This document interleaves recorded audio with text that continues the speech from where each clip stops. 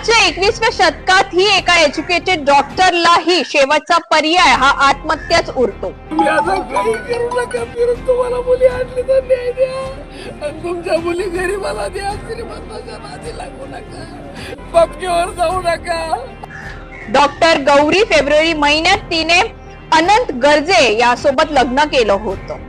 अनंत गर्जे हा महाराष्ट्राच्या मंत्री पंकजा मुंडे यांचा पीए आहे।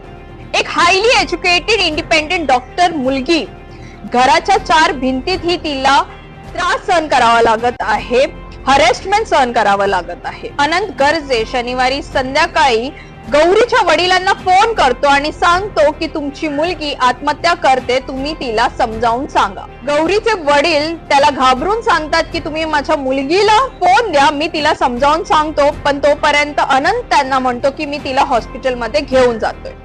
थोड्याच वेळात अनंत गौरीच्या आईला फोन करतो आणि सांगतो की तुमची मुलगी संपली, तिने आत्महत्या केली आहे आणि फोन ठेवून देतो। गौरीची आई सतत 50 वेळा अनंतला फोन करते, पण अनंत एकही फोनचा उत्तर देत नाही। गौरीचे आई वडील गौरीच्या वर्ली या परिसरात घरात पोहोचतात तेव्हा त्यांना माहिती मिळते की तिला नायर हॉस्पिटल मध्ये नेण्यात आलं आहे। ते जेव्हा नायर हॉस्पिटल मध्ये जातात तेव्हा गौरीची बॉडी पोस्टमॉर्टम रूम मध्ये त्यांना भेटते। पोलिसांना अनंत गर्जे सांगतो की मी जेव्हा घरी पोहोचलो तेव्हा घराचं दार बंद होतं, मी खिडकीतून आत शिरलो तेव्हा मी बघितलं की गौरीने गळफास घेतला आहे। पोलिसांना त्याच्या या स्टोरीवरती डाऊट येतो, कारण पोलिसांना आधीच गौरीच्या आई वडिलांनी सांगितले की तिला काही दिवसांपासून खूप हॅरेसमेंट आणि फिजिकल मानसिक त्रास दिला जात आहे। काही न्यूज पोर्टलच्या माध्यमानुसार हेही समोर आलं आहे की शनिवारी आदल्या दिवशी तिला घर साफ करताना गौरीला एक नोट सापडते आणि त्या नोट मध्ये लिहिलं आहे की माझे पती अनंत गर्जे आहेत, पण ते नोट गौरीने लिहिलं नव्हतं, म्हणजेच इतर एका महिलेने लिहिलं होतं।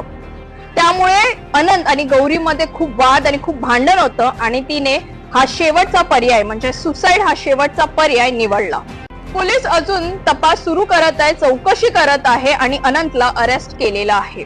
आजच्या 21 शतकात मुली जॉब करतात, मुली शिक्षण घेतात, इंडिपेंडेंट बनतात, डॉक्टर बनतात, करिअर ओरिएंटेड असतात, सक्सेसफुल असतात, तरीही लग्नानंतर त्यांना सहन करावं लागतं, ते म्हणजे हॅरेसमेंट, फिजिकल टॉर्चर आणि मानसिक त्रास, जे अजून बदललेलं नाही आहे।